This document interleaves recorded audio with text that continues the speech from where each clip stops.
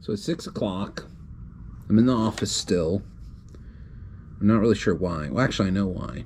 It's because I had great conversation all afternoon with a student. I come in on these afternoons for office hours, even though I don't teach. And I find office hours to always be kind of a shining star. I know lots of professors don't like office hours. I find it to be a place where a lot comes out, and I think you can do a lot of teaching. And it helps to do that kind of accidental teaching that I miss from debate.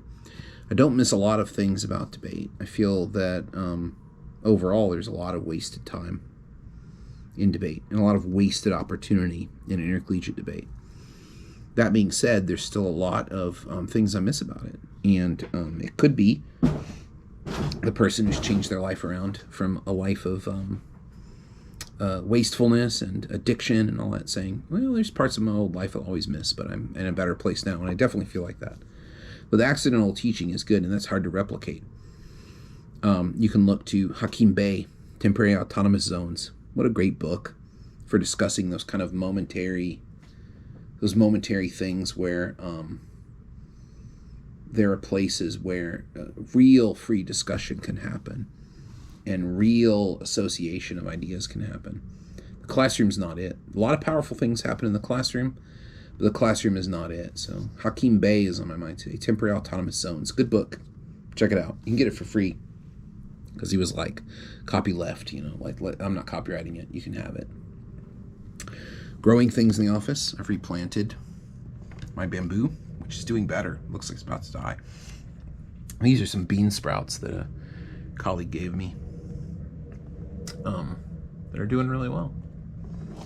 Doing very well. And my failing batteries of my Panasonic Lumix camera there. It just won't charge or acting weird about charging. I don't know.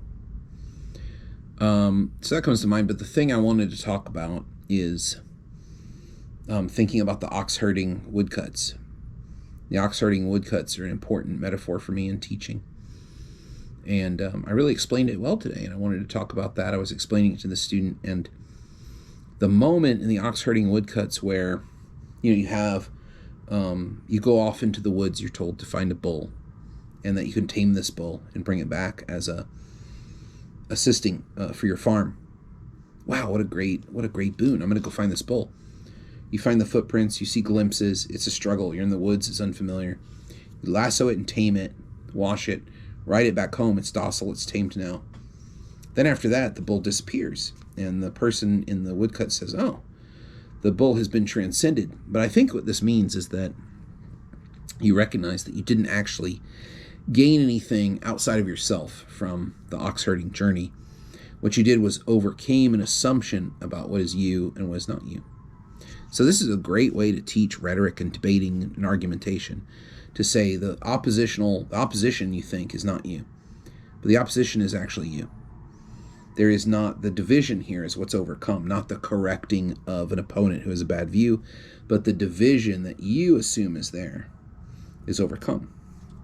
So I explain this as coming to terms with the underlying issue, or coming to terms with the issue itself. That's what transcending ox is. And then you start to say, well, what else? What other wrong assumptions have I made about opposition in the world? And then the whole society, your home, dissolves around you. And then you have to rebuild the world on new terms. So it's a language relationship. It's a relationship about speech and about meaning and about all the things that we construct from speech and language and meaning, ideology, belief, even concepts like fact and evidence are restructured through this.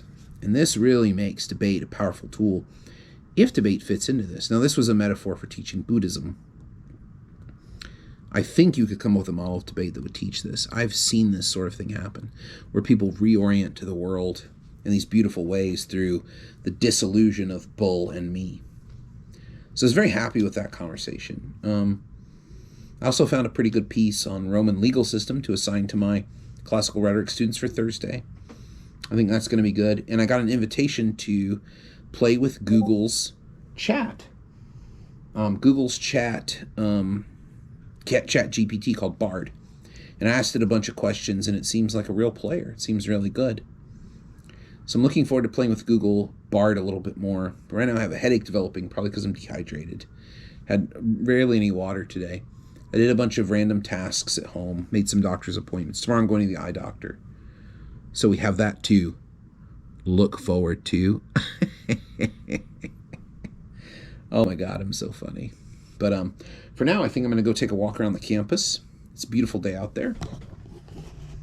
And maybe I'll run into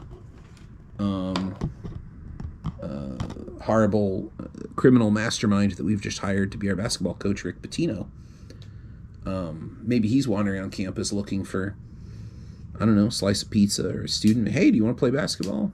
I don't know what basketball coaches do. I don't even really know why we have a basketball team. Probably shouldn't, but these decisions aren't meant for me to decide.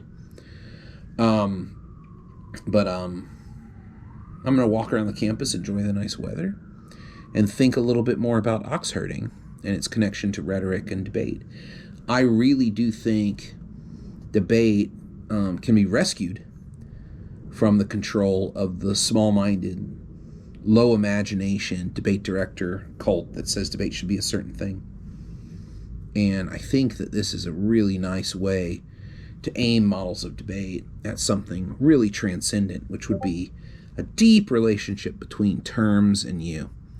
Coming to terms with oppositional argument might be the actual pedagogical and educational goal of having a debate, whether it's in your classroom or whether it's intercollegiate debate, like the NDT or something. Maybe that's the value. That would change our rubrics and everything.